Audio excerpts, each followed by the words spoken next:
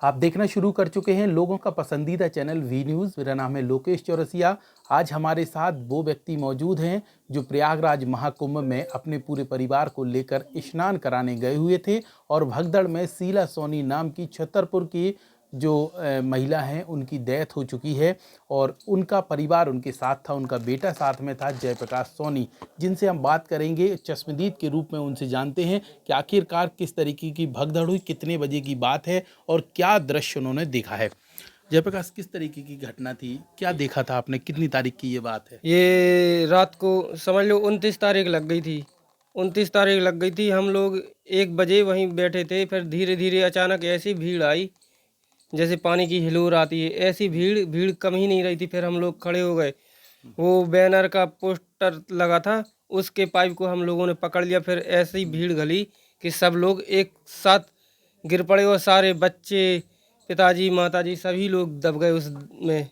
कोई कितने दिख रहा? बजे की बात रही होगी? ये 1 बजे से 1:30 बजे की बात है। अच्छा, तो आप लोग उस स्थान पर, किस स्थान की बात है और क्या कर रहे थे वहाँ? ये संगम घाट के पास का है, खंबा नंबर 147 और अच्छा, 155।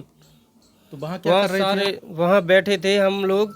सुबह का स्नान करने की इंतजार कर रहे थे, क्योंकि 1-1:30 बज गया था। सो हम लोगों ने सोचा सुबह 5 बजे मौनी अमावस्या का स्नान कर लें।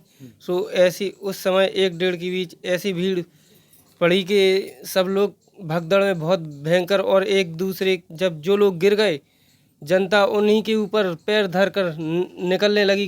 कोई बचाने के लिए तक वहाँ पर पुलिस भी नहीं थी उस समय। अच्छा, जब हादसा हुआ उसके पहले आप लोग उसी स्थान पर लेटे थे क्या? हाँ, दिन में हम लोगों ने स्नान भी कर लिया था। नहीं, रात की बात बता हाँ, रहे रात में हम लोग बैठे हुए थे। हैं। बता रहे हैं कि वहाँ जो भीड़ के लोग थे वो लेटे हुए थे, फिर एकदम से भगदड़ हुई तो वो उठ नहीं पाए, ये हुआ था, ऐसा है क्या? ऐसा तो नहीं है। हम लोग क्या है, वो जब लेटे थे शाम को भीड़ नहीं थी वहाँ पर। अचानक 12 बजे के बाद भीड़ शुरू होने लगी। सो फिर बैठ गए। बैठने के बाद फिर और भीड़ दिखी। सो खड़े हो गए सभी लोग कि यहाँ से निकलें, जल्दी से जल्दी निकलने की कोशिश कर रहे हैं। मगर उस भीड़ की वजह से हम लोग निकल नहीं पाए, और सारी वो जो पाइप पकड़े थे वो भी टेढ़ा हो गया, और उस टूटने के बाद सभी लोग एक दूसरे के ऊपर गिर गए, जिसमें हम भी दबे। हम बड़ी मुश्किल में अपने आप को निकाला। फिर उसके बाद मैंने अपनी दोनों बच्चियों को भी निकाला। कितने साल की बच्चियाँ साथ में थी? एक एक है 8 साल की, एक 9 साल की बच्ची है, अच्छा, और बेटा? और ये है 14 साल का बेटा, हर्ष सोनी। इसी को निकाला। आप फिर अपने मैंने अपने पिताजी को निकाला, माताजी को निकाला। केवल उनकी सांसें चल रही थी।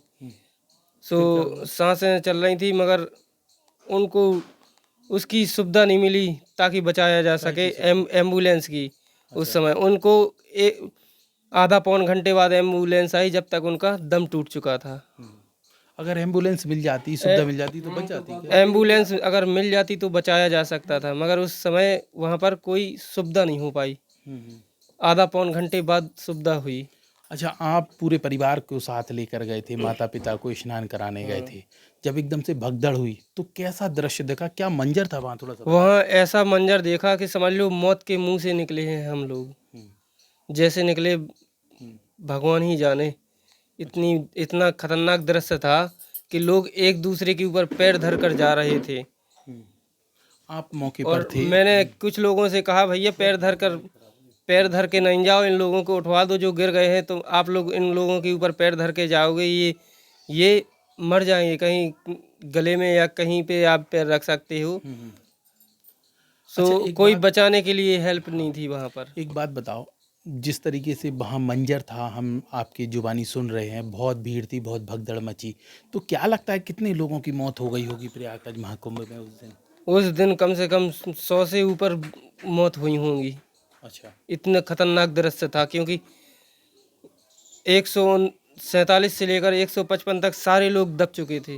वहाँ कम से कम 400-500 लोग दब चुके थे। जब हादसा हुआ, चीख पुकार थी, उसके पहले का एक वीडियो हमने देखा है सोशल मीडिया पर, हकीकत आप बताएंगे। एक अधिकारी है वो अनाउंस कर रहा है, हिंदुओं हो क्यों लेटे हो, जाग जाओ, अपनी दम दिखाओ, स्नान करने चलो। तो इस तरीके का क्या अनाउंस हो रहा था, कौन कर रहा ये था? अलाउंस तो खैर मैंने नहीं सुना। बस ये अलाउंस हो रहा था कि अमृत स्नान शुरू हो चुका है, आप लोग स्नान करके निकलते जाइए। अच्छा। और भीड़ को कम कीजिए, ऐसा अनाउंस हो रहा था वहाँ तो पर। क्या लोगों ने अधिकारियों की बातें नहीं मानी, नहीं सुना क्या? इकट्ठा बैठ गए, ऐसा कुछ था क्या? हम लोग तो बैठे थे यानी शाम को, यानी दोपहर में 2 ही बजे से बैठे थे 28 तारीख से।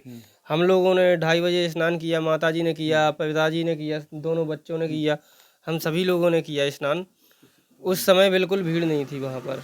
अच्छा। सो वहीं पर हमने यानी दिन में चद्दर बिछाकर वहाँ घास डली थी, वहीं बिछाकर हम लोग लेटे, क्योंकि बहुत निंगे थे, सो थक गए थे, इसलिए हम लोग 28 तारीख को वहाँ पर सोए। फिर रात में वहीं पर मैंने माताजी से बोला कि यहीं रुकें कि चलें। वो बोली कि सुबह अब 5 बजे स्नान करके ही चलेंगे, क्योंकि बहुत निंगना पड़ता है, इसलिए यहीं ही रुक जाते। अच्छा, माताजी का निधन हो गया था, उसके बाद फिर सबकी इच्छा होती है कि हम अपनी जो घर के परिवार की डेड बॉडी है वो घर पर लेके जाएं और विधि विधान से अंतिम संस्कार करें। तो आप लोग यहाँ क्यों नहीं लेकर आए? क्या वजह रही, क्या समस्या थी? यहाँ हम लोग इसलिए नहीं लेकर आए, हमारे मामा जी और बहुत रिश्तेदार बोल रहे थे, जो तीर्थराज है वहाँ पर अपन अलथियाँ लेकर जाते हैं उनको, तो वहाँ मुक्ति मिली है, सो वहीं कर दो अंतिम संस्कार, इसीलिए हम लोगों ने वहीं पर कर दिया उनका। अच्छा, भीड़ भाड़ या कोई साधन की व्यवस्था नहीं हो रही थी, ऐसा कुछ भी था क्या? ऐसा तो कुछ नहीं था, वो एम्बुलेंस दे रहे थे ले जाने के लिए, जाम था मगर क्या? जाम जाम तो नहीं, जाम तो बहुत था, चौतरफा से जाम था। सो हमारे घर के लोगों और रिश्तेदारों ने बोला इतनी अच्छी जगह मिल नहीं सकती, सो वहीं पर अंतिम संस्कार कर दिया था, अच्छा, बजरंग घाट। फिर क्या किया आप लोगों ने? अंतिम संस्कार वहीं पे किया? हाँ, वहीं किया, बजरंग घाट के पास, वहीं है शमशान घाट इलेक्ट्रॉनिक, वहीं पर किया था। चलिए, तो इस तरीके से यहाँ जयप्रकाश ने बताया कि उनकी माताजी की भगदड़ में जैसे मौत हुई है, उसके बाद परिवार वालों ने, रिश्तेदारों ने सलाह दी कि अंत्येष्टि जो है वो प्रयागराज में ही कर दी जाए और फूल भी विसर्जित कर दिए जाएं। तो इन लोगों ने उसका पालन किया और वो करके आज 4 दिन बाद वापस लौटे हैं। अब हमारे साथ शीला सोनी के पति मौजूद हैं, इनसे बात करते हैं। ये भी साथ में थे। किस तरीके की, क्या नाम है दादा आपका? बाबूराम। बाबूराम, ये बताइए किस तरीके का वहाँ आपने दृश्य देखा और कैसे हालात थे? इतना भयंकर दृश्य था कि आपसे क्या बताएं। लाखों की भीड़, उतरे पैर रखने की जगह और निकलने की 4 जगह से धक्के लगे। अच्छा, जिनकी भगदड़ में मौत हुई है वो ज़्यादातर बुजुर्ग थे या यंग भी लोग ऐसे थे? यंग भी थे, बुजुर्ग भी थे। हाँ, 65 वर्ष थी हमारी घर वाली की। बढ़िया चल फिर रही थी, बढ़िया था। जी, तो आप लोग वहाँ घाट के पास क्या रात में क्या कर रहे थे? बैठे थे, सो रहे थे, क्या हुआ था? बैठे थे और फिर एकदम से भीड़ आई, सो खड़े हो गए। अच्छा, बैरिकेड्स लगे थे क्या वहाँ? हाँ जी, हैं? बैरिकेड से ऐसी सजा हुआ था पंडाल नामा। जी, अच्छा, एक बात और बताओ, घटना हो गई उसके बाद जो मिट्टी है उसको भी आपने अंतिम संस्कार कर दिया, तो वहाँ के स्थानीय प्रशासन ने क्या मदद की है? मृत्यु प्रमाण पत्र दिया क्या? और इसके अलावा क्या सहायता की है आर्थिक रूप से? मृत्यु प्रमाण पत्र तो मिला है। मिल गया? जी, अच्छा, इसके साथ ही जो सरकार, यूपी सरकार ने घोषणा की है, योगी सरकार ने, कि हम 25 लाख रुपए देंगे हर परिवार को, तो इसकी क्या प्रोसेस चल रही है अभी?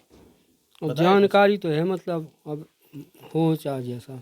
अच्छा, अभी मतलब अधिकारियों से इस बात को लेकर कोई चर्चा विशेष नहीं हो पाई कि हुई है? नहीं हुई। अभी कोई फोन वगैरह आया आपके पास अधिकारियों का? अभी आया है, नहीं आया। नहीं आया किसी का फोन।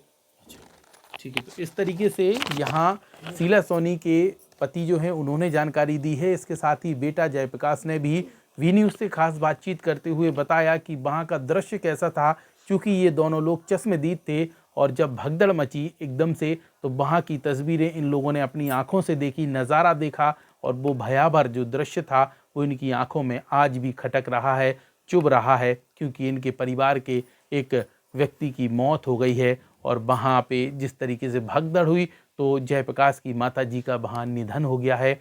इसी को लेकर इन लोगों ने अंतिम संस्कार भी वहीं कर दिया है और फूल विसर्जित करने के बाद वो 4 दिन बाद अपने घर वापस आए हैं।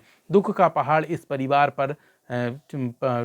पर आया है, तो इसको लेकर सभी लोग यहाँ जो आप देखेंगे कि मोहल्ले के लोग भी आ चुके हैं और सभी लोग इसी तरीके से सांत्वना दे रहे हैं। बड़ी ये घटना जो है वो छतरपुर के लिए भी कही जाएगी। और बता दें आपको, छतरपुर जिले की 2 महिलाओं की इस पूरे हादसे में मौत हुई है, एक बक्सवाहा के सुनबाहा गांव की है और दूसरा छतरपुर के लोधी कुइया की, जिनके परिवार के साथ हम अभी बैठे हुए हैं। वी न्यूज़ के माध्यम से हमने पूरा आपको इन लोगों की जुबानी सुनाई है और जो दृश्य इन लोगों ने देखा है वो आप लोगों ने इनकी जुबानी जानी है।